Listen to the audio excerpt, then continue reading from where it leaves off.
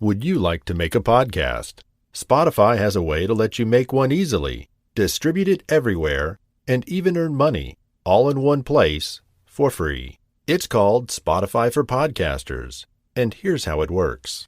Spotify for Podcasters lets you record and edit right from your phone or computer, so you can start creating today. Then you can distribute your podcast to Spotify, and everywhere else podcasts are heard.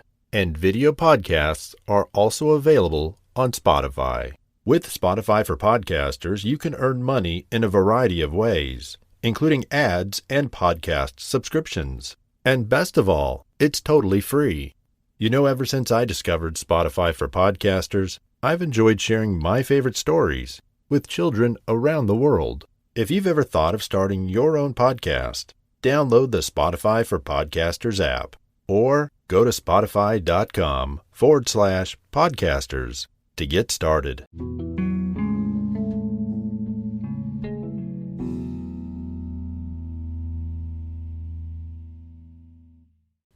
The Blind Men and the Elephant, an Indian fable. Long ago, 6 old men lived in a village in India. Each was born blind. The other villagers loved the old men and kept them away from harm. Since the blind men could not see the world for themselves, they had to imagine many of its wonders. They listened carefully to the stories told by travelers to learn what they could about life outside the village. The men were curious about many of the stories they heard, but they were most curious about elephants. They were told that elephants could trample forests, carry huge burdens, and frighten young and old with their loud trumpet calls. But they also knew that the Raja's daughter rode an elephant when she traveled in her father's kingdom. Would the Raja let his daughter near such a dangerous creature? The old men argued day and night about elephants. An elephant must be a powerful giant, claimed the first blind man. He had heard stories about elephants being used to clear forests and build roads. No, you must be wrong, argued the second blind man. An elephant must be graceful and gentle if a princess is to ride on its back. You're wrong. I've heard that an elephant can pierce a man's heart with its terrible horn, said the third blind man. Please, said the fourth blind man, you're all mistaken. An elephant is nothing more than a large sort of cow. You know how people exaggerate. I'm sure that the elephant is something magical, said the fifth blind man. That would explain why the Raja's daughter can travel safely throughout the kingdom. I don't believe elephants exist at all, declared the sixth blind man. I think we're all victims of a cruel joke. Finally, the villagers grew tired of all the arguments, and they arranged for the curious men to visit the palace of the Raja to learn the truth about elephants. A young boy from the village was selected to guide the men on their journey. The smallest man put his hand on the boy's shoulder. The second blind man put his hand on his friend's shoulder, and so on, until all 6 men were ready to walk safely behind the boy, who would lead them to the Raja's magnificent palace.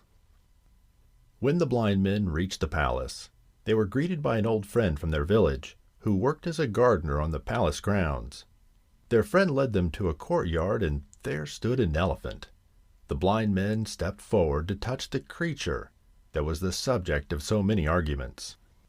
The first blind man reached out and touched the side of the huge animal.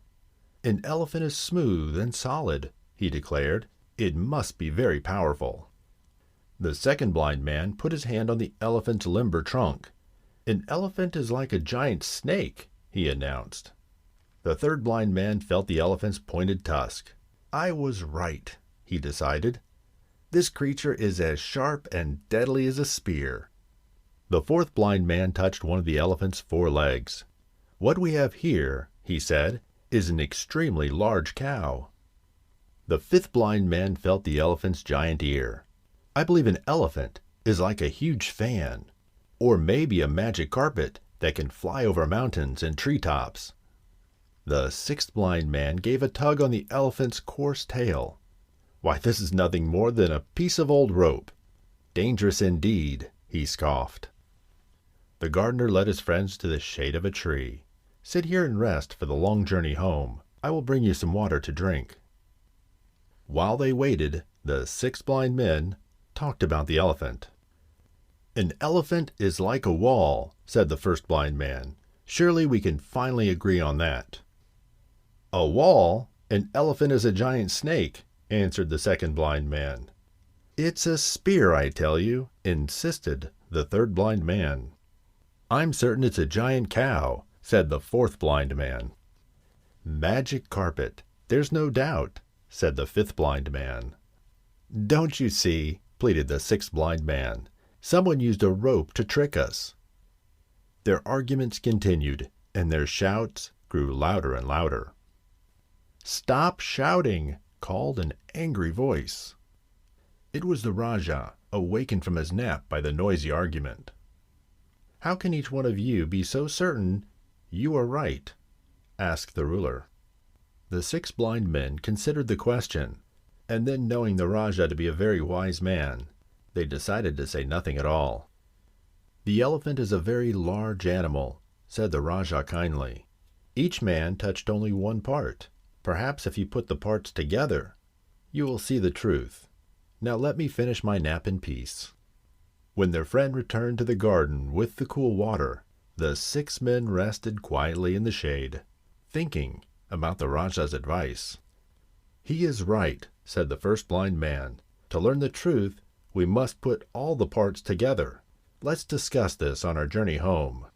The first blind man put his hand on the shoulder of the young boy who would guide them home. The second blind man put his hand on his friend's shoulder, and so on, until all 6 men were ready to travel together.